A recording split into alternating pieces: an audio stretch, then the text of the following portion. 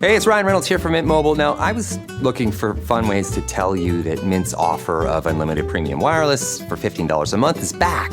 So I thought it would be fun if we made $15 bills. But it turns out that's very illegal. So there goes my big idea for the commercial. Give it a try at mintmobile.com/switch. Upfront payment of $45 for 3-month plan, equivalent to $15 per month required. New customer offer for first 3 months only. Speed slow after 35 gigabytes if network's busy. Taxes and fees extra. See mintmobile.com. Golden by EJ, Audrey Nuna, and Ray That's Ami. DJ Elaine Lowe. Sorry, let's get that right. DJ, yes, by DJ Elaine Lowe here, spinning some tracks for DJ you. EL. Come on, here we go. There we go.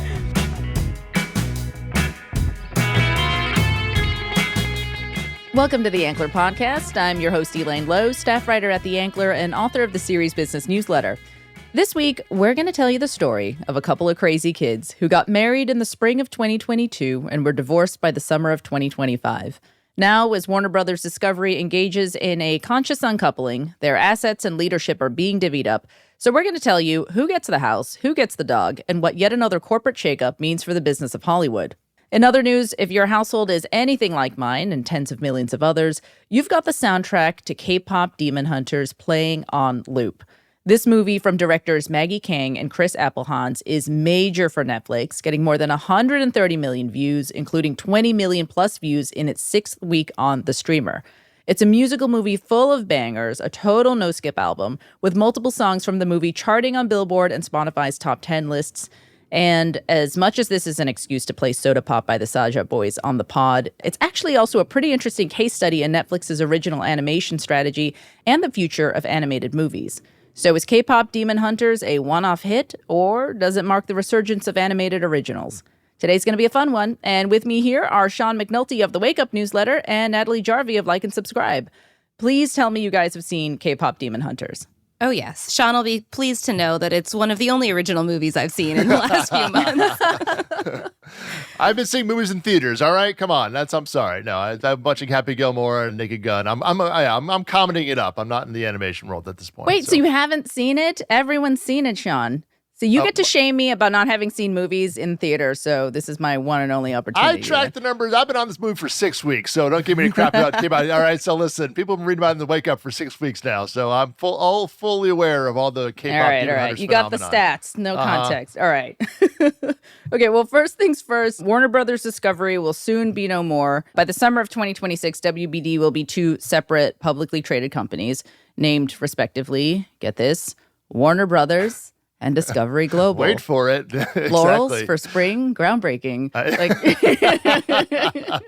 I should have gifted that.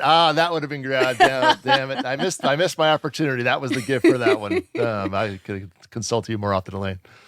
Sean, tell us, how are these companies going to be different from what they were before they merged 3 years ago? Is this like a prenup situation where they're each walking away with what they came into with the merger, or are some pieces landing in new hands? No, Discovery gets Turner, so that's really by the biggest change. Turner meaning TNT, TBS, all those, the T-nets as they're referred to in the industry. So that's going to be in Discovery. That's the main shift there. Sports is kind of split at the moment. The details are still, again, you mentioned we're still a year away on the finals on this here, but the Max will still presumably have the streaming of the TNT sports, but the TNT sports on linear will be in Discovery Global. So that's probably the biggest thing. So all the cable networks are in Discovery Global, and the streaming service, the movie studio, TV studio, and HBO are still over there in the Warner Brothers company. Well, and it seems like David Zaslav is doing like a, house swap, wife swap situation here where he's moving over to, the jewels of the kingdom. He gets to run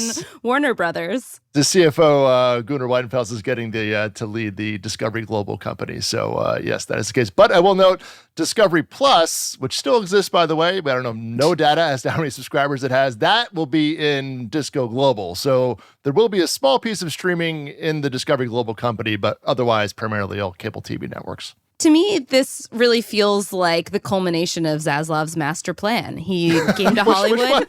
To take all the money? Which part? Yeah, I mean, he's got okay. Robert Evans' house. He gets to now run the company that, is in charge of HBO and Warner Brothers Film Studio. I mean, isn't that what he's always wanted, is to be a major Hollywood mogul? And now he's getting his shot. He gets to do it without all those pesky cable channels. Yeah, exactly. That he brought to the company because he was the discovery guy that came into this deal. So yeah, not only he traded his discovery empire for the movie business and the streaming business. You're exactly right. Well done. Classic Hollywood, trading in your starter wife. Yeah, I'll leave that one there. Okay, so Warner Brothers then will house WBTV, WB Motion Pictures, DC, HBO, HBO Max, the gaming studio, all the film and TV libraries. And Discovery Global then will have, like you said, Sean, the Turner Sports, all the TNT stuff, CNN, Discovery Channels, and Discovery Plus. One definitely seemed more appealing than the other. My mom likes the other company, so I will say she'll be very much in tune to the HGTV part of the equation. But here's the thing, Elaine, and this is based on, they've already split out the numbers in the financials in Q1 report. They already kind of did their financial reporting, so you saw what essentially now Warner Brothers has as a revenue picture and what Discovery Global has. Discovery Global actually makes more revenue at this point. This is as of Q1 of this year. So that's so interesting. A year from now, we'll see how the math goes. Obviously, the cable business is doing the downward motion with my hand here for our podcast viewers. Very technical stuff. Very technical. And HBO Max is about to launch in Europe and major territories, the UK, Germany. So that number should be going, Elaine, which might upward. Up, see, there we go. He's doing an up stock chart motion, listeners. Thank you very much. Play by play. You pointed it out on the wake up that Warner Brothers revenue is $4.3 billion, but Discovery Global revenue is actually $4.8 billion. Was that for the quarter? That was Q1. That was just Q1 for 25. The Q2 calls next week, so we'll see where the numbers come in. I think that number would surprise a lot of people, at least because Warner Brothers figures so much more prominently in the media conversation. Totally, but CNN will be off the books of Warner Brothers company. So you would say Warner Brothers does not own CNN from a regulatory point of view. So that is also a happy coincidence. I don't know, call it what you like, but that's something to note. So we've got the decision to split these two companies, which should presumably help, both of them. And definitely the Warner Brothers side can be free of a business that's declining. But then we've got the news that Warner Brothers Film Group is laying off 10% of staff, which isn't such good news. So how should I read, Sean, what this means and what's going on here? Yeah, this was look, they're coming off, 5 straight big movies at Warner Brothers. They made a shift in the marketing at the top there in January, as well as the international distribution in January as well. So I think this is kind of fallout from that. So we're now, let's call it 6 months post that change at the top. And again, from the reporting so far, we're recording here on Wednesday, they're kind of, again, consolidating the international and the domestic divisions into a global,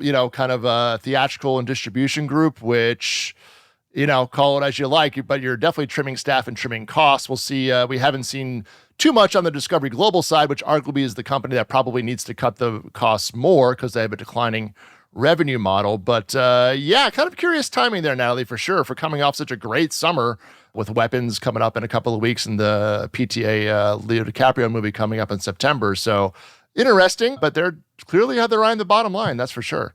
And, overall, this isn't so different, this split. This isn't so different from what Comcast is doing with Versant, whatever, spinning off its cable networks into a separate company. And it's also no big surprise, right? Like WBD reported a $9.1 billion write-down of its linear TV business last year.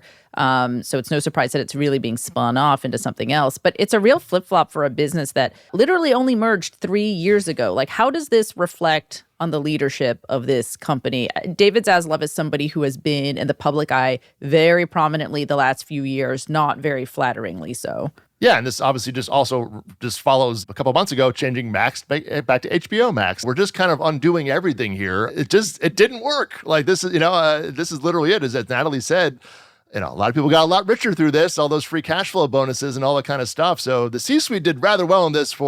If I pitched this and it failed, I'd be fired. These guys are making tens of millions of dollars off of this. So call it what you will. It's a nice college try, but this is essentially saying this idea didn't work. They paid some of the debt down, which that's a consideration here to think about, Elaine, too, is what company's going to get how much debt as a part of this divorce, which we don't know the finals on that yet. Well, WBD's repaid like $19 billion of its debt so far. It's got like a little less than $34 billion left, right? On its Something balance sheet. Yeah, exactly. So, and it will be another year from now before the actual split. So hopefully that number even, gets down further into hopefully the upper 20 billions of dollars. So we'll see where that lands there. So we'll see, but it's really just, this company, you said, Elaine, 3 years ago, this company was put together, and now by all accounts, these are two and the names themselves, literally Warner Brothers and Discovery. My God. And that's where we are going to be in 2026. So did not work, I guess. Natalie, anything else? Yeah, I mean, well, in the process, a lot of people lost their jobs. As you said, Sean, these are a lot smaller companies than they used to be. Yep. Yeah, maybe a little bit less debt on the books. But, this is, I can't help but feel for the people who are over at these companies who've just, in particular, Warner Brothers, just feels like every few years they get sold, they get reorged. There's getting kind of jerked around here.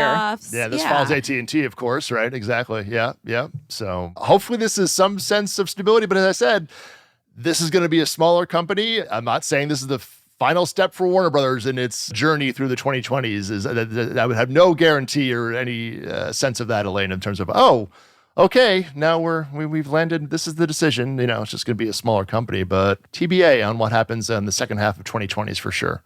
Yeah, well, we'll have to keep an eye on that one. So, now that we have Versant and Discovery Global, these are both like standalone, basically cable-first companies. Like, are they just slowly sinking ships where you're just trying to get as much cash off of them as they can go, or can they be healthy businesses on their own? For Versant, I mean, so far, and these companies are not split yet officially, so the moves are a little speculative, but Mark Lazarus is going to head up that company. He's looking for growth properties. The thing was like, he'll add more cable networks, and all in words that's come out so far is that he's looking for businesses that have growth outside of the cable bundle, because now he does not want to add more networks that are just going to have revenue, again, going down. So that's that technique. We haven't heard too much about Warner Brothers.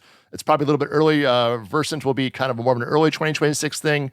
This Discovery Global will be more mid-2026. But just in terms of the jobs, though, Elaine, I mean, back in June, Mark revealed that they had about 5,000 people had indicated interest in jobs at Versant. There were about 100 jobs open. So in terms of, again, the employee base here, and Natalie, you mentioned just the amount of downsizing that's gone on here. Yes, there's going to be opportunities at these new companies to a small degree. We've seen some staffing up going on at Versant, but it's mostly current or former NBCU executives coming over and not necessarily new jobs being created. So some new job creation because they do have to do some things on their own, but that's, again, a large pool of applicants, Elaine, that are out there looking for these kinds of jobs with that kind of experience. Although in this kind of market, I guess some new jobs are better than no jobs. We'll take it, Elaine. We'll take it. All right, well, let's take a little break. And when we get back, let's dig into the success of K-pop Demon Hunters and why Netflix's runaway hit could mean big things for the original animation business. We'll be right back.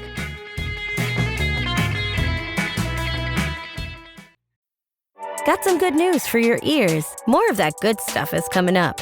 And even better news for your hair. The best hair care is at Sephora. They've got all kinds of products for every kind of hair. From brands like Amika, Kerastase, Day, and K18. You knew where to get great audio. Now, you know where to get great hair care, too. Sephora. Good news for great hair. Shop hair care now at Sephora.com.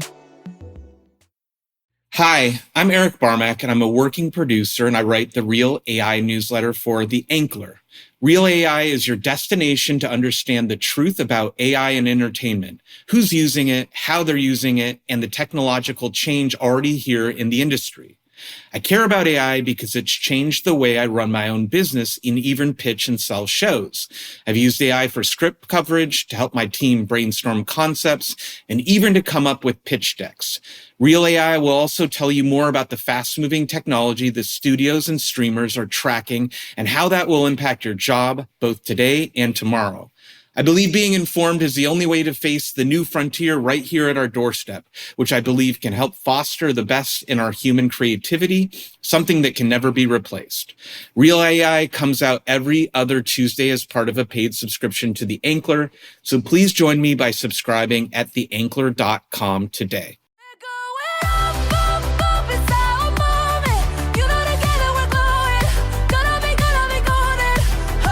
Welcome back to the Ankler Podcast. I'm Elaine Lowe. What you just heard was a little taste of Golden by EJ, Audrey Nuna, and Ray That's Ami. DJ Elaine Lowe. Sorry, let's get that right. DJ, yes, by DJ Elaine Lowe here, spinning some tracks for DJ EL. you. Come on, here we go. There we go. That was Golden. It's the number one hit by EJ, Audrey Nuna, and Ray Ami, currently number one on the Billboard Global charts with over 100 million views on YouTube and 200 million listens on Spotify. It's a certified hit thanks to K-pop Demon Hunters. And Sean McNulty of The Wake Up and Natalie Jarvie of Like and Subscribe are here to break down why this movie about a musical girl group of demon slayers, which, I mean, as far as I can recall, didn't get a ton of marketing from Netflix, is doing so well and what that means for original animation. So first off, can we just talk about how good is this movie? It's so fun. I thoroughly enjoyed it. It's a really easy watch. It's not a very long movie, which, Sean, you don't know this about me, but I have a real bone to pick with long movies. It's something that... Well, you are the Like and Subscribe internet culture reporter, so that does track, I will say. This is 100 minutes, so it's an hour and 40 minutes long, including perfect the length. Exactly. Perfect length for Especially a movie. if you have kids. Don't watch Happy Gilmore 2. That's close to 2 hours, so that will not be for you. God. If it's under 2 hours, I will take it. Anything over than 2 hours. That's your breaking point? All right. You really got to sell me on it. All right. But Good no, to and the know. music's super fun. So it's a great watch. It's a fun time.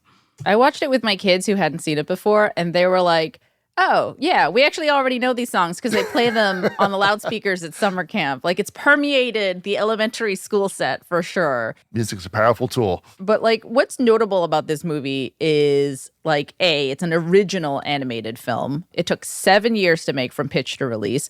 And it's got an original soundtrack that's doing these crazy numbers on Billboard and Spotify that was recorded by some of the producers and musicians behind massive Korean musical groups like BTS and the Black Label, which was founded by Blackpink producer Teddy Park. But at the same time, it's like, it feels like a massive hit that just kind of came out of nowhere. Like, was I missing the boat on the marketing for this, Sean? I don't think so. I mean, I saw when I was out in LA this month, some posters around town. I mean, Netflix is famously, unless you're Happy Gilmore 2, you know, you're not getting a huge marketing push outside of inside the app there. And when it debuted, its opening weekend was 9.2 million views, which is kind of average for a Netflix animated movie. It wasn't big. Week 2 was 24.2 million. So this was a word of mouth music, purely driven hit. This wasn't like, oh, they spent $30 million on marketing all of a sudden, Elaine. So yeah, this definitely was homegrown and was not necessarily driven by a massive marketing campaign at launch, at least. Well, this is the thing that Netflix can still do. It's kind of the magic of Netflix because of the global platform that they have.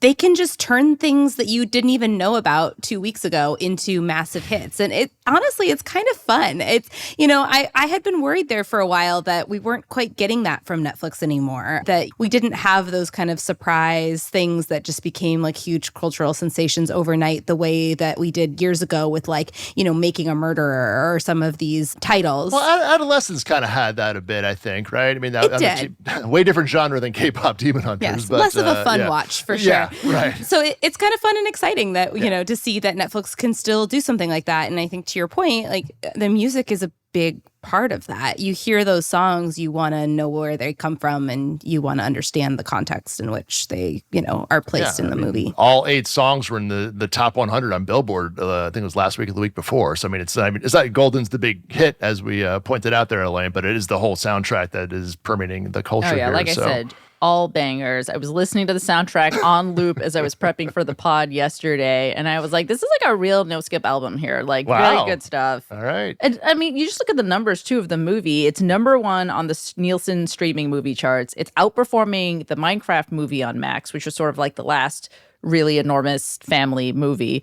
And I think it says something that family movies are so big for streamers. Like, if you look at the top 10 streaming movies on Nielsen, half of them are family or PG movies. You've got like Sonic the Hedgehog 3 from Paramount Plus, Disney Plus's live action Snow White, and Frozen the Broadway musical are also on that list. So it's like, yeah, a lot of it is just the power of kids and what's in the zeitgeist for them as well that winds up dictating the movement of these movies. Yeah, I mean, I think that's probably a big part of the success. I mean, Elaine, your kids are under 10, is that? Yes, they are. They are 10 and under. Yeah, so I mean, but you loved it too. So it is kind of not maybe that 4 quadrant, but certainly It's not like just two playing. and a half quadrant viewing. Like my husband was like sort of tuning in. Yeah. None of these kids probably not watching it. They're probably not too young on Not yet. They're too young. Although I did play them the music, and my older one had a lot of fun with that. So But give them 2 weeks, they'll be watching it then. So no one's immune to a good bop. Yeah. So I think that's part of the success where, again, like you're probably not rewatching Despicable Me 4 lane a lot of times, but it's like, oh, this does play to a lot of the wider demographic there. Not like I say a Pixar movie per se, but kind of a little bit of that element where you're getting the adults who, or myself, who don't have kids. I'm curious about it. It's in my, my ether. So it's hitting a lot of those buttons. And to have these kinds of numbers, I mean, do you want to dive into these a little bit, Elaine, or what do you think? Oh, yeah, here? please. Tell us about the numbers. I mean, like on Netflix's earnings call the other week, like co-CEO Ted Sarandos was giving it a big shout out. And we know it's already hit like 20 plus million a week. Yeah, so this movie, again, opened to 9.2 million, which is fine. And Netflix is a bit challenged in animation generally. We can dive into that in a little bit. But since then, it's been 5 weeks of over 20 million views. 1, 2, 3, 4. Yes, we're in the 6th week, so 5 weeks of over 20 million views. No Netflix film has ever done it. Animated, live action, Red Notice, no Netflix film has ever done over 20 million views in its 6th week and has done 5 straight weeks of 20 million views. Typically, Netflix films do an opening weekend, maybe weekend 2 is a little bigger, a little smaller. And then kind of drops off after week 2. About a 2/3 drop in week 3, week 4, week 5, they kind of peter out. There's not even a close comp to this, Elaine. And I've been tracking these numbers since 2022. Nothing is done. It's like a traditional summer theatrical movie where like Top Gun Maverick just like played for weeks and still did, $20 million a week. It's like, it's rare that Netflix has something like new to conquer here, Natalie. Like you just said, like it's odd, like it's fun, and it's still kind of creating a new kind of hit that Netflix hasn't done this before, Natalie. Well, yeah, and can we talk about how remarkable it is that it's this movie that is breaking those records? Because, for starters, there's not really a star in this movie. I mean, yes, some of these K-pop singers are known. Right. People love K-pop, but Arden Cho is the biggest name voice actor in this project. And she was on Teen Wolf. She was on a short-lived Netflix drama a couple of years ago. But it's not like they went and cast, the biggest names possible and drove huge marketing budgets around this movie. Also, this was developed, originally pitched 7 years ago. So, which is a long timeline, even for animation, which is typically 2 to 3 years. Yeah, I mean, think about how much culture can shift or change. And I mean, the creators of the movie, the co-directors of the movie clearly, saw the rise of K-pop and wanted to kind of, implement that in the movie. But, they couldn't have known that 7 years later, K-pop would still be as massive as it is today and that it would hit the way that it did. I mean, I think it was a safe bet that it's a popular music genre, but still trends shift, people's, consumption habits change. So it's really remarkable that this movie of all movies is the one that has taken off in this way. And it's also unapologetically very culturally Korean, as the directors, told our own Leslie Goldberg in Series Business this week. And, very unapologetically like Korean American as well. Like one of the characters is, I love that they have her from Burbank.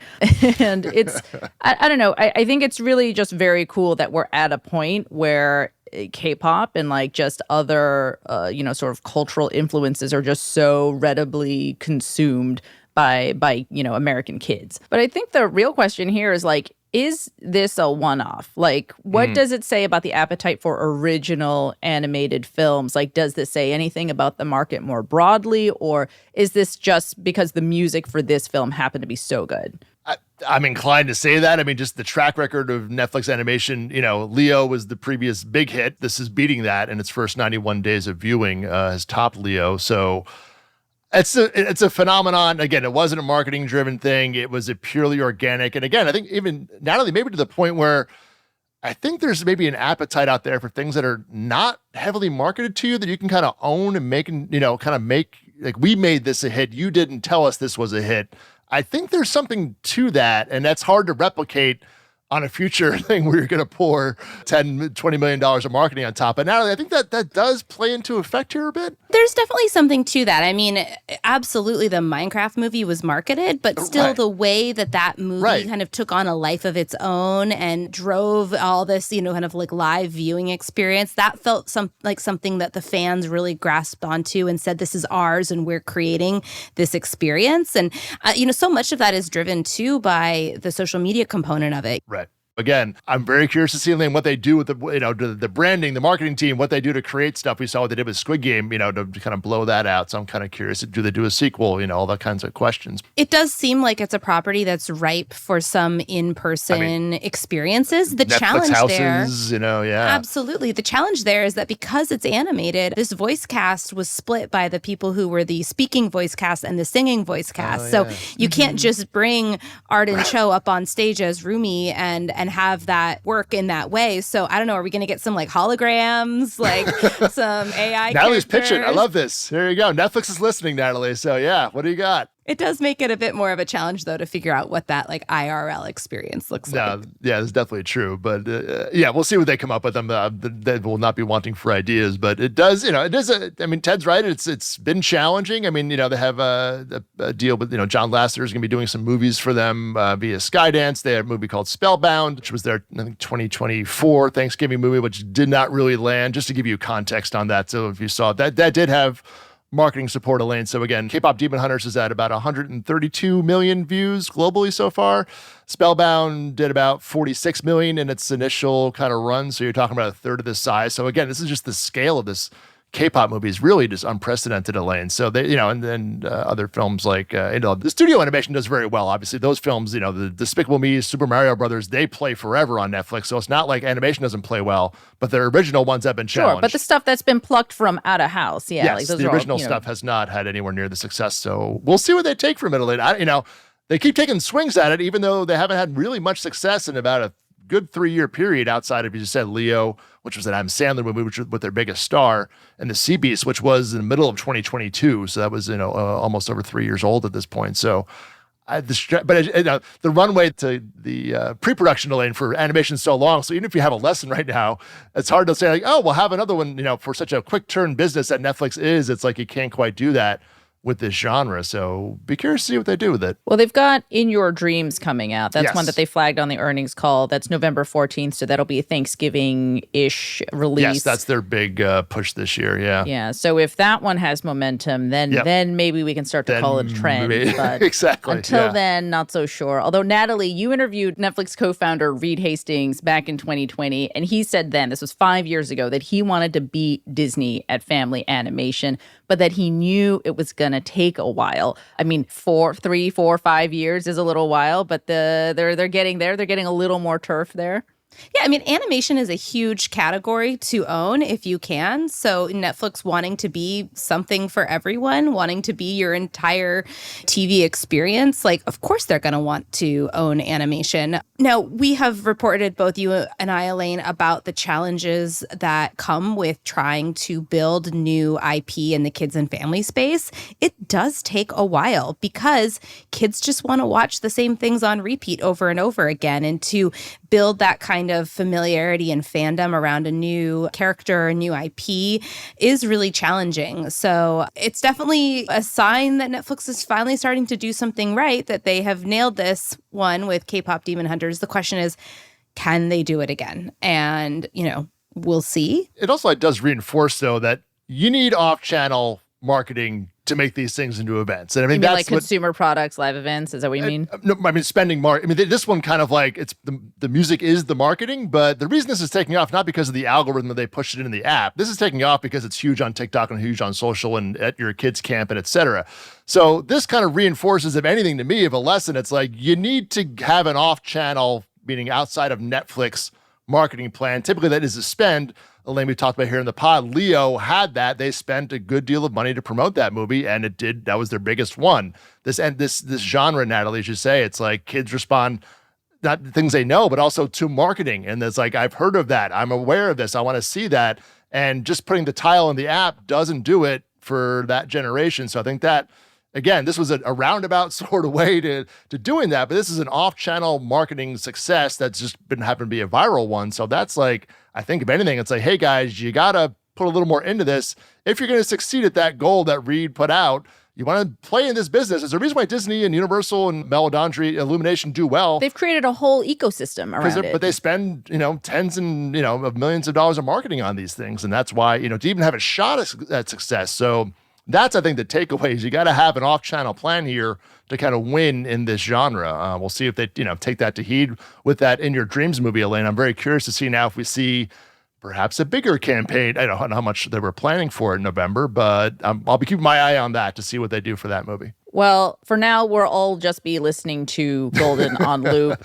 Live your best Sean, summer, Elaine. Once that earworm gets into you, you're not going to be able to let it go, I promise you. But for now, give us the 30-second TLDR on the box office this weekend. What's opening? What should I go and say I'm going to watch and then watch on streaming later? Well, we do have a studio animated entry. We have The Bad Guys 2 coming from DreamWorks Animation over there. My Universal. children are interested in that. Okay, is that ringing a bell, Elaine? Yeah. Okay, exactly. What mom doesn't know about. There you go. And the Naked Gun. We have comedy. We have a big studio comedy, Elaine, back in theaters with Liam Neeson and Pam Anderson in The Naked Gun. So a little something for the Gen Xers there, a little something for the kids and fam. Natalie, what do you think? Naked Gun, I really want it to do well. I'm really buying into the romance talk between Liam Neeson and Pam Anderson. I think it's kind of confirmed at this point. I don't know. But I don't want to speculate. That's not the kind of podcast this is, but it's working for me. So hopefully it does well so that whatever more original comedies come out in theaters. Yeah, there you go. All right, well, that's a wrap on this week's Ankler podcast. Visit theankler.com to subscribe to our full suite of newsletters and pods for the latest industry insights. And if you enjoy the show, please leave us a rating and review. You can also follow us at The Ankler on all major social platforms. Thanks to Sean McNulty and Natalie Jarvie for joining, and a special thanks to you all for listening. I'm Elaine Lowe. See you next week.